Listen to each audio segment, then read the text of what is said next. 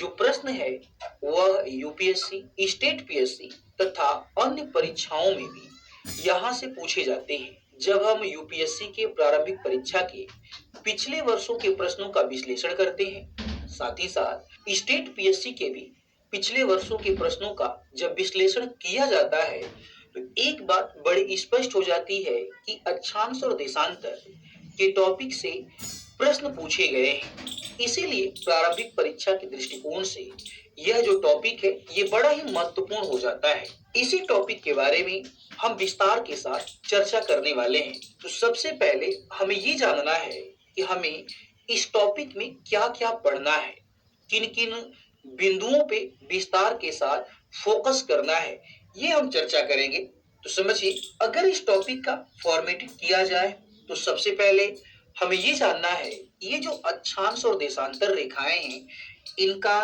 तात्पर्य क्या है, पृथ्वी के सतह पे अक्षांश और देशांतर रेखाएं क्यों खींची गई, किस प्रकार से खींची जाती हैं, क्या ये वास्तविक रेखाएं हैं, ये काल्पनिक रेखाएं हैं, इनके बारे में विस्तार के साथ चर्चा किया जाएगा। इसके पश्चात हम ये जानेंगे कि अक्षांश और देशांतर रेखाओं का महत्व क्या है, ठीक है, इन रेखाओं की संख्या कितनी है, कुल कितनी अक्षांश और देशांतर रेखाओं को खींचा जा सकता है, इसके बारे में चर्चा करेंगे। फिर हम ये चर्चा करेंगे कि पृथ्वी के सतह पे खींची गई ये जो अक्षांश रेखाएं हैं वास्तव में इन अक्षांश रेखाओं के द्वारा पृथ्वी के सतह के तापमान को कैसे निर्धारित किया जाता है। उसके बाद हम जानेंगे कि अक्षांश रेखाओं के द्वारा कैसे पृथ्वी के प्रमुख ताप कटिबंधों की चर्चा की जाती है। इसके बाद फिर हम चर्चा करेंगे इंटरनेशनल डेडलाइन, अंतर्राष्ट्रीय तिथि रेखा। अंतर्राष्ट्रीय तिथि रेखा से पहले हम चर्चा करेंगे देशांतर रेखाएं तथा देशांतर रेखाओं की सहायता से पृथ्वी के सतह पे समय का निर्धारण। अंतर्राष्ट्रीय तिथि रेखा के बाद फिर हम चर्चा करेंगे भारत की मानक समय रेखा।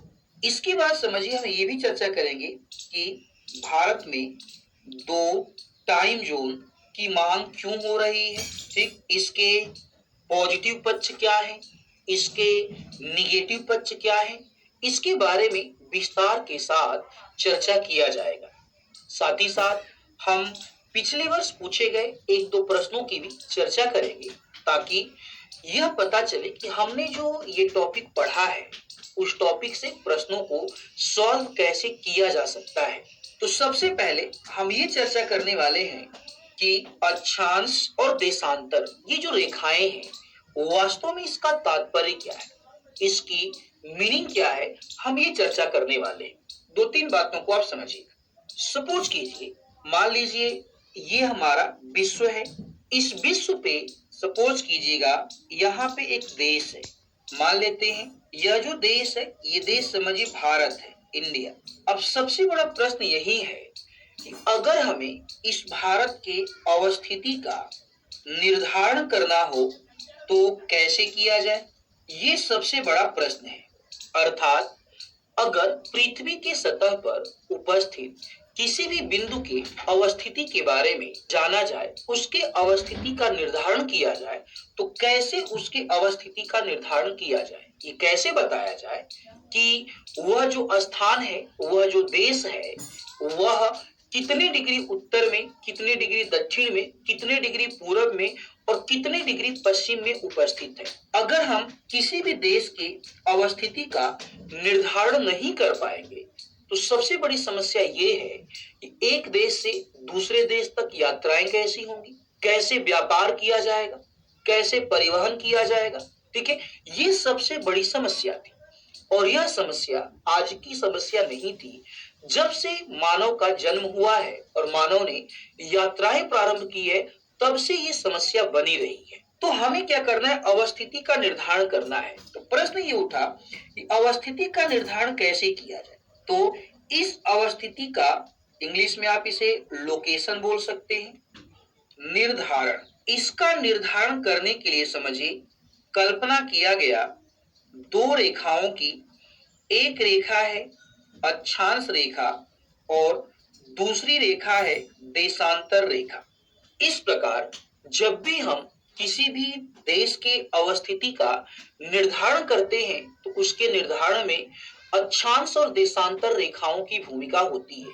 हम बोलते हैं कि भारत की उपस्थिति इतने डिग्री उत्तरी अक्षांश से लेकर के इतने डिग्री उत्तरी अक्षांश तथा इतने डिग्री पूर्वी देशांतर से लेकर के इतने डिग्री पूर्वी देशांतर के बीच में है। तो हम ये देख रहे हैं कि भारत की अवस्थिति का निर्धारण करने में भी अक्षांश और देशांतर रेखाओं की ही भूमिका है। तो वैज्ञानिकों ने, भूगोलवेत्ताओं ने, आप बोल सकते हैं कि जो एस्ट्रोनॉमर्स थे, ठीक है, जो भूगोलवेत्ता थे, दार्शनिक थे, उन लोगों ने क्या किया, अक्षांश और देशांतर रेखाओं की कल्पना की। आप बोल सकते हैं इन रेखाओं की कल्पना की किसने? यूक्लिड ने किया।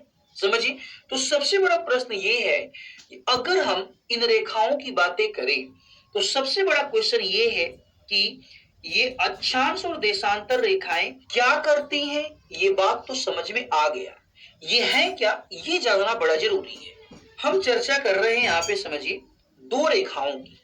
पॉइंट को आप समझेंगे, एक है अक्षांश रेखा और दूसरी है देशांतर रेखा। पॉइंट को समझेंगे, अगर इन दोनों में कॉमन चीज की बातें करें तो दोनों में जो कॉमन है वह है, समझिए, रेखा। यानी कि ये लाइंस हैं, ये रेखाएं हैं।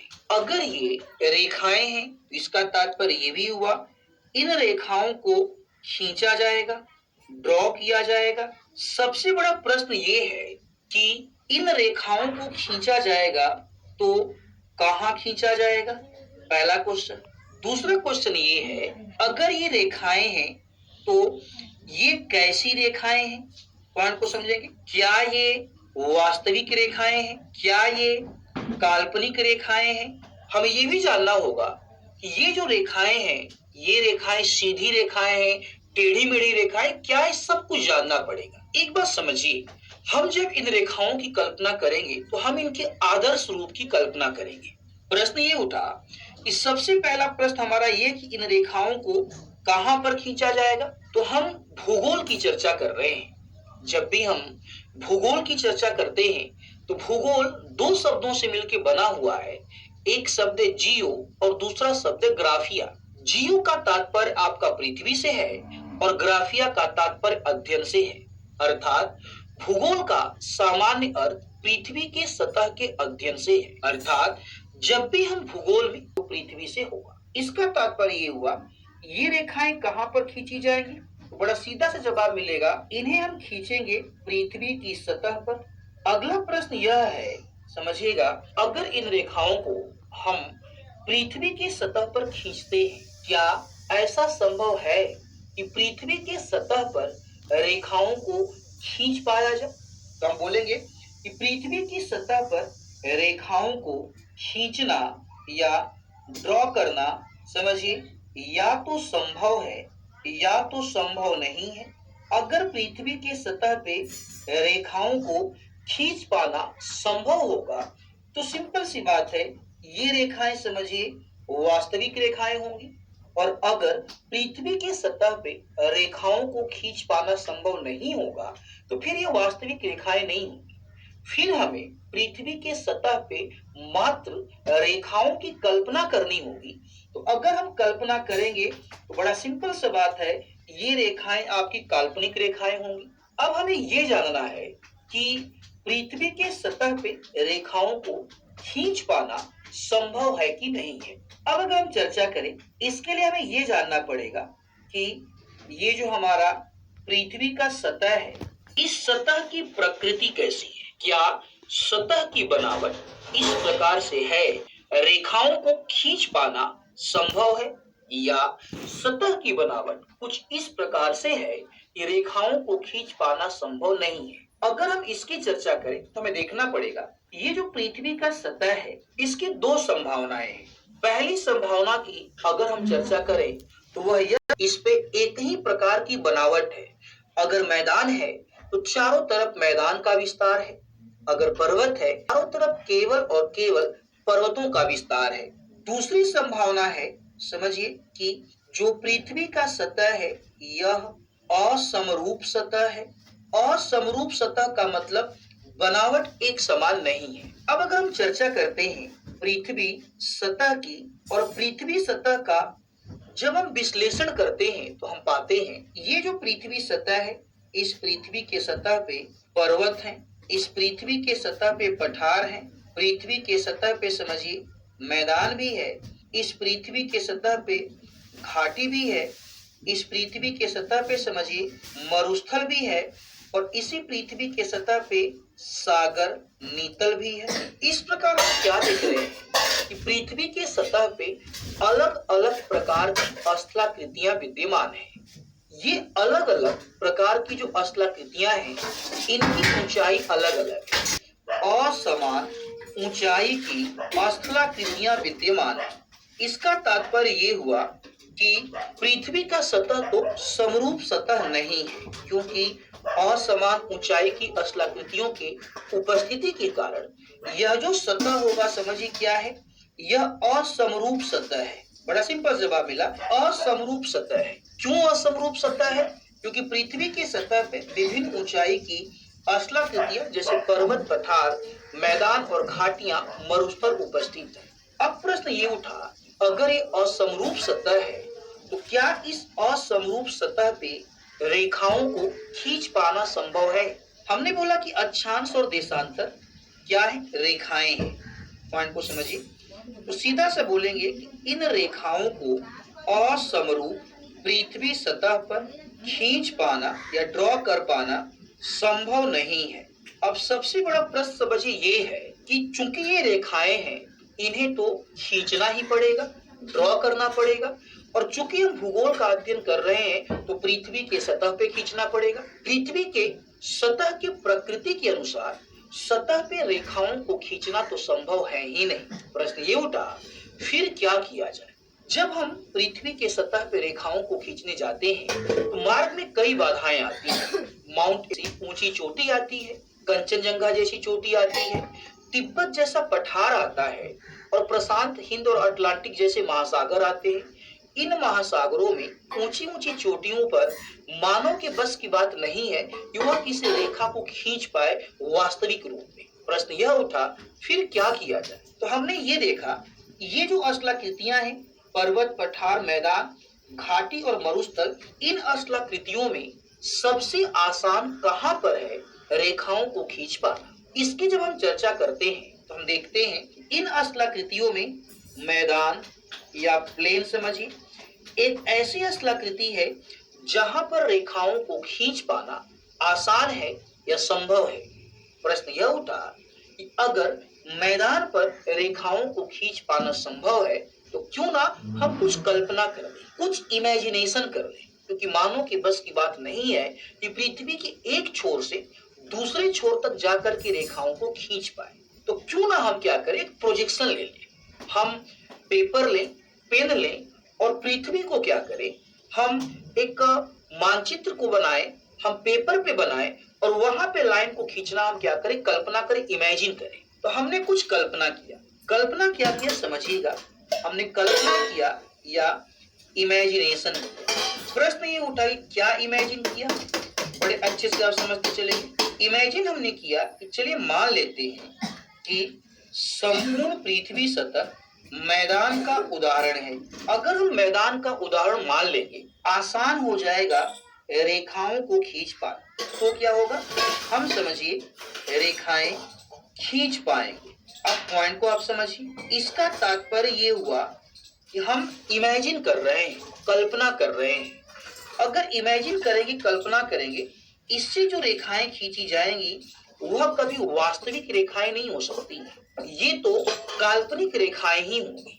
तो बोला गया, इसका तात्पर्य ये हुआ कि हम जो डिस्कस करने जा रहे हैं वास्तव में समझिए ये वास्तविक रेखाएं ना होकर के काल्पनिक रेखाएं हैं। तो पहला कॉन्सेप्ट आपको मिलेगा कि अक्षांश और देशांतर वास्तविक रेखाएं ना होकर के काल्पनिक रेखाएं हैं।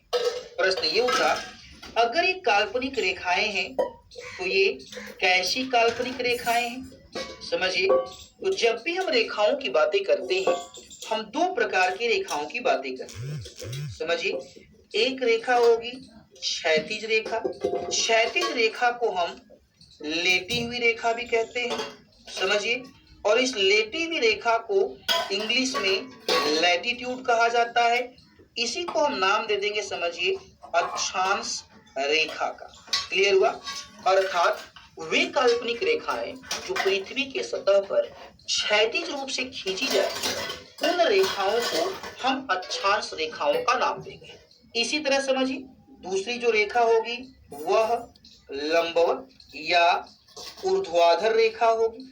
ऊर्ध्वाधर रेखा को हम लॉन्गिट्यूड बोलते हैं और लॉन्गिट्यूड को देशांतर रेखा कहा जाता है। इसका तात्पर्य हुआ कि देशांतर रेखाएं पृथ्वी के सतह पर खींची गई लंबवत रेखाएं, ये खड़ी रेखाएं हैं। और अक्षांश जो रेखाएं हैं यह पृथ्वी के सतह पर खींची गई वास्तव में क्या है, आपका क्षैतिज रेखाएं हैं या लेटी हुई रेखाओं का उदाहरण है। थोड़ा सा कॉन्सेप्ट को हम और आगे डिस्कस करते हैं। अभी तक समझिए ये क्लियर हो गया कि जब हम चर्चा करेंगे, समझिए, अक्षांश का, तो हम एक रेखा की कल्पना करेंगे जो कि क्षैतिज रेखा होगी। समझिए, ये क्षैतिज रेखाएं हैं और इन क्षैतिज रेखाओं को एक नाम दिया गया और बोला गया कि ये अक्षांश रेखाएं हैं। इसी तरह हमने एक दूसरी रेखा की कल्पना की।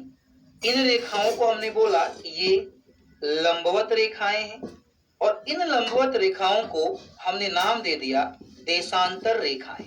याद करेंगे, ठीक है? ये काल्पनिक रेखा है, ऐसा नहीं कि हम पृथ्वी पे खींचने जा रहे हैं। हमने पेन लिया, पेपर लिया और पृथ्वी को ड्रॉ करके इन अक्षांश रेखा है। अब एक दिशा है पश्चिम और एक दिशा है पूरब। जब इस रेखा को हम, समझिए, पूरब से पश्चिम की तरफ ड्रॉ करते हैं, खींचते हैं, तब भी ये क्षैतिज रेखा है। जब इस रेखा को हम पश्चिम से पूरब की तरफ ड्रॉ करते हैं, तब भी ये क्षैतिज रेखा है। अर्थात पूरब से पश्चिम ड्रॉ करें या पश्चिम से पूरब ड्रॉ करें, यह क्षैतिज रेखा होगी। इसी तरीके से समझिए, मान लीजिए ये y डिग्री आपका देशांतर है। जब इसे हम नॉर्थ से साउथ की तरफ ड्रॉ करते हैं, तब भी ये, समझिए, लंबवत रेखा है। और जब इसे हम साउथ से नॉर्थ की तरफ ड्रॉ करते हैं, तब भी ये, समझिए, लंबवत रेखा है। तो सबसे बड़ा प्रश्न ये उठा, जब हम अक्षांश रेखाओं को खींचेंगे, इस अक्षांश रेखाओं को कैसे खींचा जाए? पूरब से पश्चिम खींचा जाए या पश्चिम से पूरब खींचा जाए? उसी तरह जब देशांतर रेखाओं को हम ड्रॉ करेंगे तो कैसे ड्रॉ करेंगे? उत्तर से दक्षिण ड्रॉ किया जाए या दक्षिण से उत्तर ड्रॉ किया जाए? तो सबसे पहले हम चर्चा करते अक्षांश रेखाओं की। हम चर्चा कर रहे, समझिए, अक्षांश रेखा की। इतना तो क्लियर है कि अक्षांश रेखा काल्पनिक रेखा है, अक्षांश रेखा क्षैतिज रेखा है। अक्षांश रेखा समझो पृथ्वी को उत्तर और दक्षिण में विभाजित करती है। बस ये कोई बता दे कि अक्षांश रेखा को पूरब से पश्चिम या पश्चिम से पूरब खींचा जाएगा तो समस्या का समाधान हो जाएगा। सपोज कीजिए ये हमारी पृथ्वी है।